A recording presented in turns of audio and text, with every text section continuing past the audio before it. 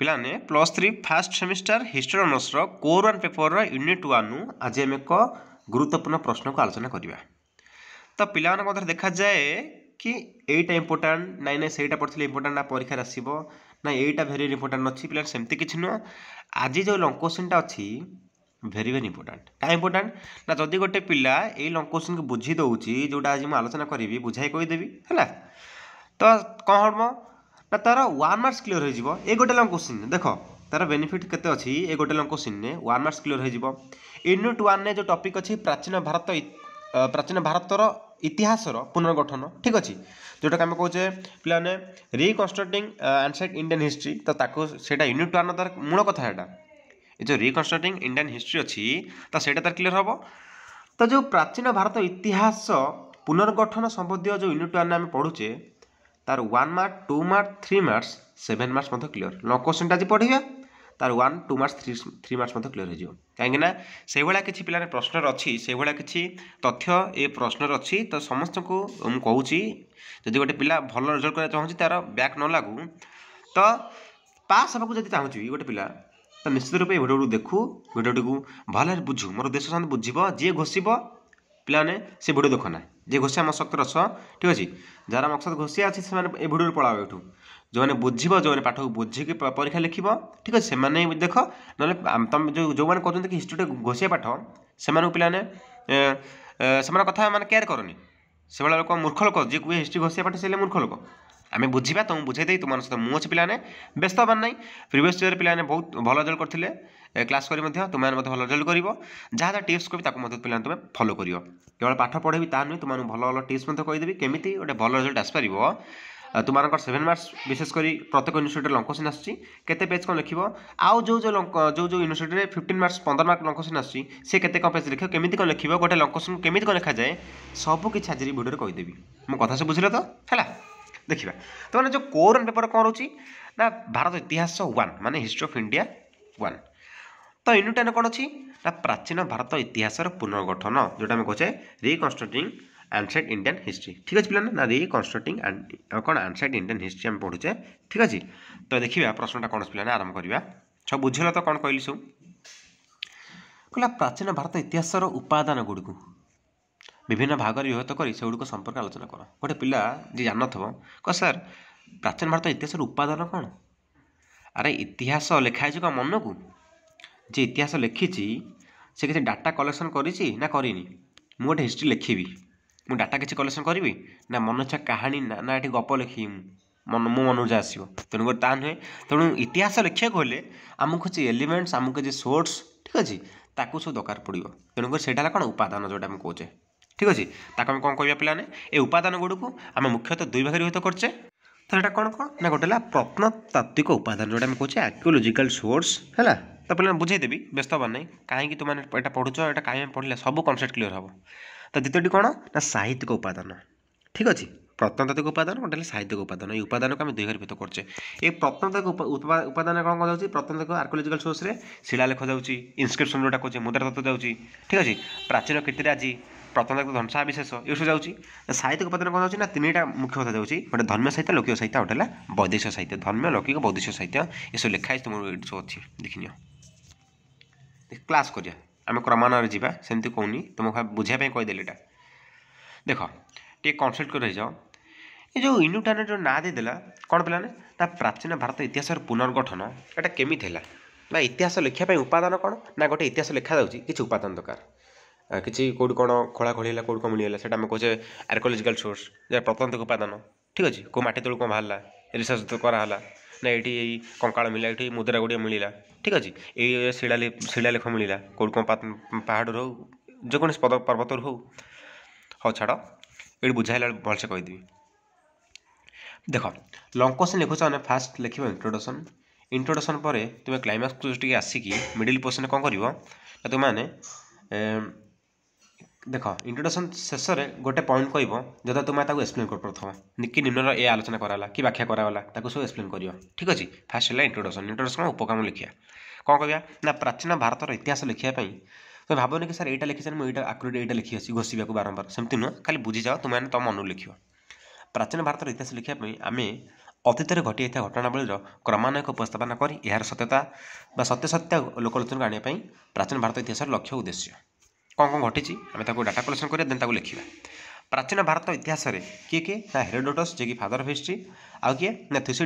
ଥ୍ୟୁସିଡାଇସ୍ଙ୍କ ପରି ଐତିହାସିକ ଉତ୍ତର ପୁରୁଷଙ୍କ ଶୁଦ୍ଧ ଇତିହାସ ଛାଡ଼ି ଯାଇନାହାନ୍ତି। ଏଇଟା ନ ଲେଖିଲେ ଚଳିବ।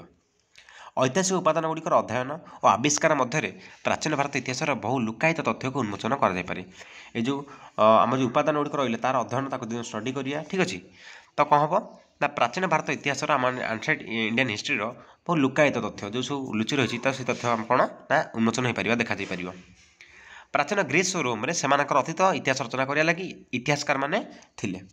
କିନ୍ତୁ ପ୍ରାଚୀନ ଭାରତୀୟମାନେ ଅନ୍ୟାନ୍ୟ ବହୁ ବିଷୟରେ ଲେଖିଥିଲେ ବି ନିଜର ଗୌରବ ଇତିହାସ ଓ ପରମ୍ପରା ସମ୍ପର୍କରେ ପ୍ରାୟତଃ ଲେଖିନାହାନ୍ତି। ଅଧିକାଂଶ ପୁରାତନ ତଥ୍ୟାବଳୀ ସମୟ ଗର୍ଭରେ କ'ଣ ନା ବିଲୁପ୍ତ ହୋଇଯାଇଛି।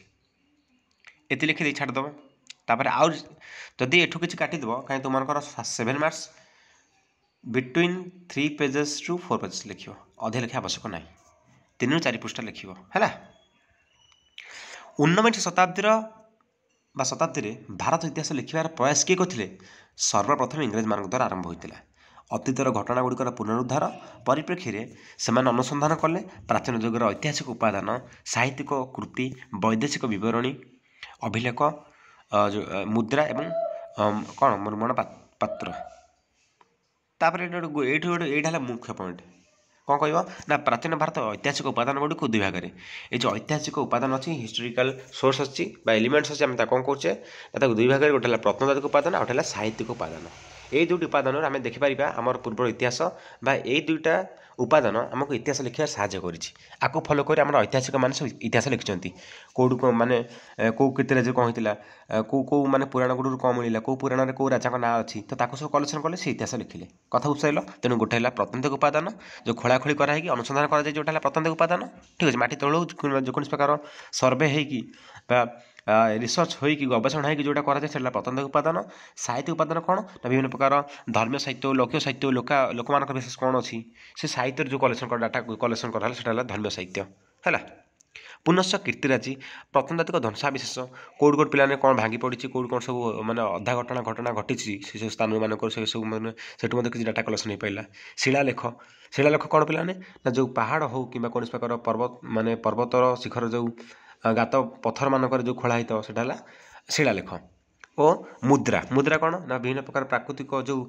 ପୁରାତନ ରାଜା ଯେଉଁ ଥିଲେ ସବୁ ପ୍ରାଚୀନ କାଳରେ ରାଜା ମହାରାଜାମାନେ ବା ଗଜପତିମାନେ ସେମାନେ କ'ଣ କରୁଥିଲେ ନା ମୁଦ୍ରାରେ ତାଙ୍କର ନାମ ଲେଖି ଦେଉଥିଲେ। ବିଭିନ୍ନ ପ୍ରକାର ମାନେ ସେ କାଳର ପଶୁପକ୍ଷୀ ଚିତ୍ର କରିଦେଉଥିଲେ, ଗଛଲତା ମାନେ ଚିତ୍ର କରି ପକାଉଥିଲେ। ଆମେ ଜାଣିପାରେ ସେ ସମୟର ଶାସନ ବ୍ୟବସ୍ଥା ଜାଣିପାରିବା, ଶାସନ ବ୍ୟବସ୍ଥା କଥା ମଧ୍ୟ କହୁଥିଲେ, ଠିକ୍ ଅଛି। ସେଇଟା ହେଲା କ'ଣ ମୁଦ୍ରାରେ ମଧ୍ୟ ଆମେ କିଛି ସାହିତ୍ୟିକ ଉପାଦାନ ପାଇପାରିବା, କି ମୁଦ୍ରାରେ ମଧ୍ୟ ଆମେ କିଛି ସାହିତ୍ୟିକ ଉପାଦାନ କହିଲି। ଇତିହାସ ଲେଖିବା ପାଇଁ କିଛି ବା ଇତିହାସ ଲେଖିବା ପାଇଁ କ'ଣ ମୁଦ୍ରାରେ ମଧ୍ୟ ଆମେ କିଛି ଡାଟା ପାଇପାରିବା ହେଲା। ତ ଏଇଟା ମଧ୍ୟ ଗୋଟେ ସାହାଯ୍ୟ କରିଥାଏ ଇତିହାସ ଲେଖିବାରେ। ଦେଖିବା ସାହିତ୍ୟ ସମ୍ବନ୍ଧିତ ଉପାଦାନ ମଧ୍ୟ ସେପରି 3 ଭାଗରେ, କ'ଣ ଧର୍ମୀୟ ସାହିତ୍ୟ, ଲୌକିକ ସାହିତ୍ୟ, ବୈଦେଶିକ ବିବରଣୀ। ଜାଣିପାରିଲା କ୍ଲିୟର? ପ୍ରତ୍ନତାତ୍ତ୍ୱିକ ଉପାଦାନ ଆଉ ଗୋଟେ ହେଲା ସାହିତ୍ୟିକ ଉପାଦାନ। ପ୍ରତ୍ନତାତ୍ତ୍ୱିକ ଉପାଦାନ କ'ଣ କୁହାଯାଉଛି ନା କ'ଣ କୁହାଯାଉଛି ପିଲାମାନେ ନା ଆମେ କହିପାରିବା, ଦେଖିଦେଉଛୁ ଏଠି ଶିଳାଲେଖ ଯିବ, ମୁଦ୍ରା ତତ୍ତ୍ୱ ଯିବ,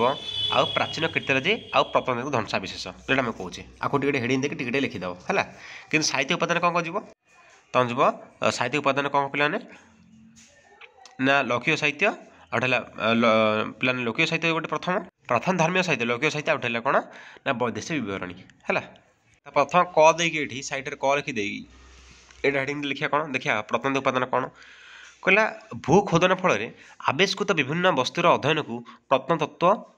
ବିଂଶ ଶତାବ୍ଦୀରେ ଦ୍ୱିତୀୟ ଦଶନ୍ଧିରେ ସିନ୍ଧୁ ନଦୀ ଅବବାହିକାରେ ହରପ୍ପା ଓ ମହେଞ୍ଜୋଦାରୋର ଭଗ୍ନାବଶେଷ ଆବିଷ୍କୃତ ହେବା ଫଳରେ ପ୍ରାଚୀନ ଭାରତ ଇତିହାସର ଏକ ଗୁରୁତ୍ୱପୂର୍ଣ୍ଣ ପୃଷ୍ଠା ଉନ୍ମୋଚିତ ହୋଇଥିଲା। ଏଇଟା ଗୁରୁତ୍ୱପୂର୍ଣ୍ଣ କଥା। ଜାଣିପାରିଲ ତ ଯେ ପ୍ରତ୍ନତତ୍ତ୍ୱ କହିଲେ କ'ଣ ସେଠି ଖୋଳାଖୋଳି ହେବ, ଗୋଟେ ଜାଗା ସ୍ଥାନକୁ ଯିବା ଆମେ ଯଦି ମାନେ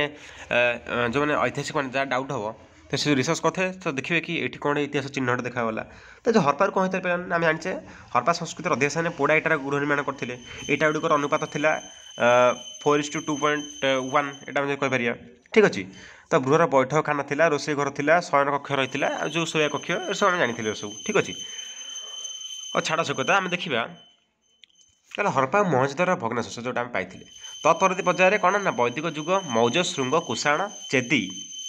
तार इंडो ग्रीक सातवाहन यहाँ मतलब पढ़िया पाने गुप्त पल्लव चालुक्य चोला आदि विभिन्न जुगर इतिहास रचना करने दिगरे प्रतिनिधि उपादान भूमिका गुरुत्वपूर्ण था। ये जो प्रतिनिधि उपादान आम जो रिसर्च कर जापर कि ना स्थान यह स्थान मानने पाने आविष्कृत हो पारा तो यहाँ गोटे इतिहास लिखापी बहुत गुरुत्वपूर्ण भूमिका निर्वाह कर किए ना प्रत्नतात्विक उपादान। तार शिलालेख जो कौन इनस्क्रिप्शन शिलालेखर गुरुत्वपूर्ण भूमिका कौन ना यहाँ गोटे प्रत्नतात्विक उपादान जाऊँगी शिलालेखटा कौन पार्ट ऑफ आर्कियोलॉजिकल सोर्स ठीक अच्छे देखा कहला प्राचीन भारत विभिन्न स्थान में आविष्कृत शिलालेख मानकर बहु मूल्यवान ऐतिहासिक तथ्य लोकलोचन को आसी थाए। पुरातन शिलालेख प्राचीन युग राजनैतिक देख शिलालेख मानकर कौन ना शिलालेख कहले जो माने स्तंभाभिलेख हो कि कौन प्रकार पर्वत पहाड़ मानकर गात्र हो ठीक अच्छे राजा मैंने कौन करते ना कीर्तिराजी लिखिथे कीर्तिराजी दान माने मोहन पणत है मोहन पणिया सब लिखिथे कौन मोहन पणिया कौन करते ना सब मैंने लिपित करते कि मुझे दान कर पोखरी खनन कर लोक एमती भल पाए है से पुरातन शिलालेख कौन ना प्राचीन युग राजनैतिक सामाजिक और अर्थनैतिक जीवनर झलक देखा मिलता है। शिला स्तंभ बृहत्कार प्रस्तर खंड अट्टालिकार कांथ जापार मंदिर गात पर्वतर गात्र इत्यादि शिलालिपि मान खोदन कर शिलालिपि मान शिलालिपि जापार लिपि कले कौन लिखा जोटा तेणु शिला कौन ना पत्थर लिखाला तेणु शिलालिपि मान धर्म प्रशासनिक और राजकीय घोषणा नाम सूचना मिलता है। राजकीय घोषणा मान कौन ना कौ युद्ध है कौ राजा को युद्ध परास्त करी मुझे से समय राजा था मुझे लिखी था मुझे राजा को हराई मुझे राणी को ब्याह करी कि मोर पुत्र सन्तान ये मुझे करुँची ठीक अच्छे तार मुद्दा तत्व कौन देखा। प्राचीन भारत में क्रमान्वयिक इतिहास रचना मुद्रा था एक प्रधान उपादान मुद्रा अध्ययन विद्या को मुद्रा तत्व कहुए पे मन था प्रश्न आसे सर्ट क्वेश्चन देख तुम जो पॉइंट्स कहूँ से गोटे गोटे 2 मार्क्स ये गोटे गोटे 3 मार्क्स कहबनी कौन आसे तुम 2 मार्क्स आसपे 3 मार्क्स आसपे 1 मार्क्स आसपे कि मुद्रा तत्व कौन ना मुद्रा अध्ययन विद्या मुद्रा तत्व कहुए से कहते भिडियो बहुत इंपोर्टेंट है। प्रशासनिक क्षेत्र में निजर पारदर्शिता प्रमाण करने प्राचीन भारतीय शासक मैंने विभिन्न मुद्रा प्रचलन करते विनिमय माध्यम रूप साधारणतः मुद्रा गुड़िक व्यवहृत होता सुना रूपा तंफा प्रभृति धातु प्राचीन भारतीय मुद्रा गुड़िक तैयारी होता यहाँ धान कौन कौन सब लिखिदेव 2 मार्क्स लिखि चलो किसी बहादुर कथा कही ना किसी घोषिया कथा कही। वाणिज्य व्यवसाय क्षेत्र में प्राचीन बणिक गोष्ठी मुद्रा व्यवहार कर देखा मिले मुद्रा गुड़िक अभिलेख प्राचीन जुगर राजनीतिक अवस्था संपर्क सूचना देता है जापार से समय राजनीतिक व्यवस्था राजनीतिक अवस्था कौन थी तो सूचना देता है। पुनः मुद्रा देवादेवी मान मूर्ति समाज प्रचलित तत्कालीन धर्म जापार मुझे कहूँ तुमको जदि मुद्रा ये मूर्ति गणेश चित्र होती कि दुर्गा चित्र होती आम जापर कि राजा समय ये देवादेवी गुरुत्व था ये देवादेवी माने आदर्श था ये देवादेवी मान से काल विश्वास करते तेणुक कौन धर्म व्यवस्था संपर्क सूचना मिलता है। केतक मुद्रा शासक मानकर नाम समय अंकन कर तेणु मुद्रार सब कौन कौन होता है सब गाई चलो आउ किसी बहादुर कथा ना निजे भिडियो पज कर पढ़ी नियो।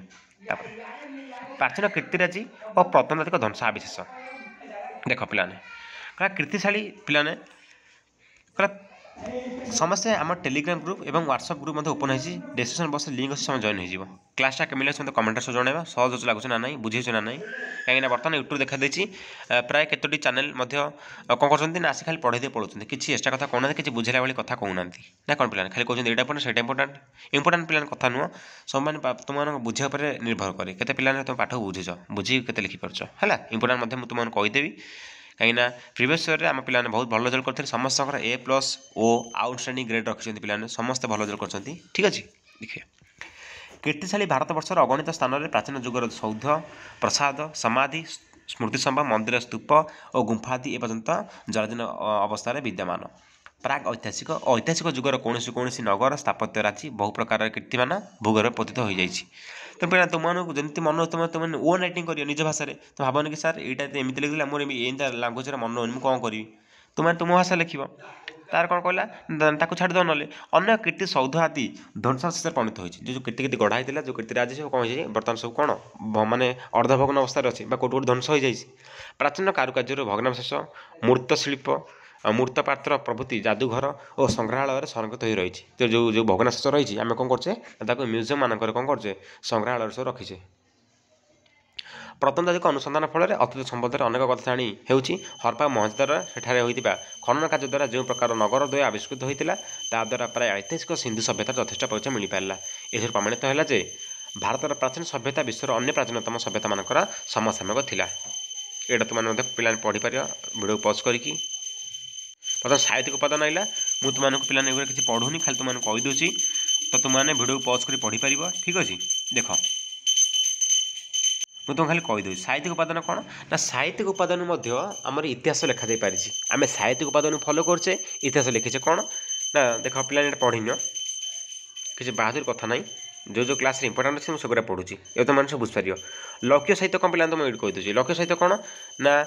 जोटा लोकविश्वास जोटा अच्छी लोक मानकर मुख्य जोटा प्रचलित लोकविश्वास जोटा लोक मानकर कथा कथार जोटा ठीक अच्छे धर्म साहित्य कौन पे रामायण हो महाकाव्य रामायण महाभारत जहाँ भी हो तो सेठू आम किसी डाटा पाइपे अमुक ठाकुर अमुक देवता समय कौ राजा थे कि अमुक राजवंश समय कौ देवता माने प्राधान्य थिला तो एथि आम किसी साहित्यिक उपादान पाइपे समसामयिक कि समय निरूपण हो काल निरूपण जोटा आम कहे एम किसी पाइपे धर्म साहित्य धर्म साहित्य गोटे पॉइंट दब तापर गोटे पॉइंट दब कौन ना लक्ष्य साहित्य पे पढ़ीना वीडियो पॉज करके तो मैंने एत किसी लिखा आवश्यक नहीं किसी पॉइंट मैंने काटिदेव ठीक अच्छे आउटा वैदेशिक बरणी ये लिखिदे कि वैदेशिक बरणी कौन ना कौ राजा आमरी अमुक राजा शासन किए आसते है देखिए कहला उपरोक्त आलोचना स्पष्ट प्रतिमान हुए जे प्राचीन भारत इतिहास रचना प्रत्नैतिक साहित्यिक अभिलेखकारी उपादान इत्यादि प्रमुख भूमिका ग्रहण करते तेणु उपरोक्त उपादान गुड़िक साहाय्य प्राचीन उपरोक्त उपादान गुड़िक साहाय्य प्राचीन भारत इतिहास रचना प्रत्नैतिक भग्नावशेष अभिलेख शिलालेख साहित्यिक मुद्रातत्व और विदेशी परिव्राज मान भ्रमण परिभ्रमण कहानी है विदेशी परिव्राज हुएन्सा हूँ कि मेगास्थेनिस हूँ है हुएन्साकर सीयू कि मेगास्थेनिसकर इंडिका जो आमरी आसते सब भारत को परिभ्रमण करते तो सी कौन कहते ना से ग्रंथ कौन हुएन्साकर कौन था सीयू कि आ मेगास्थेनिस इंडिका था तो से लिखिं तो ये उपादान मान गुड़ी कौन होता है इतिहास लिखार सहायक हो पार्टी तो यहाँ आमरी कौन प्राचीन भारत इतिहास उपादान मान विभाहीकरण तो आम नेक्स्ट क्लास देखिए पे आउरी shirt question long question class नहीं आसा मैंने भल टपिक तो वीडियो समस्त शेयर कर दिया समस्त फ्रेंड्स को यहाँ आज आम इंपोर्टाट टपिक आलोचना करें जोटा परीक्षा 100% आसो और परीक्षा यही टाइप प्रश्न निश्चय आसो ठीक अच्छे तो से परीक्षा आंसर आराम से लिख है जो 15 मार्क रोचे 4 ରୁ 5 पेजेस लिखिए जो 7 मार्क्स रोचे 3 ରୁ 4 पेजेस लिखिए ये 6 पेज मतलब लिखिपारे जो 15 मार्क्स तो वीडियो विराम दूसरी क्लास टी केमी मत समस्त कमेंट जनइब रोचे जय जगन्नाथ आउ थे कौन टेलीग्राम ग्रुप जॉइन हो जाओ मुझे डिस्क्रिप्शन बॉक्स लिंक दे दूँगी।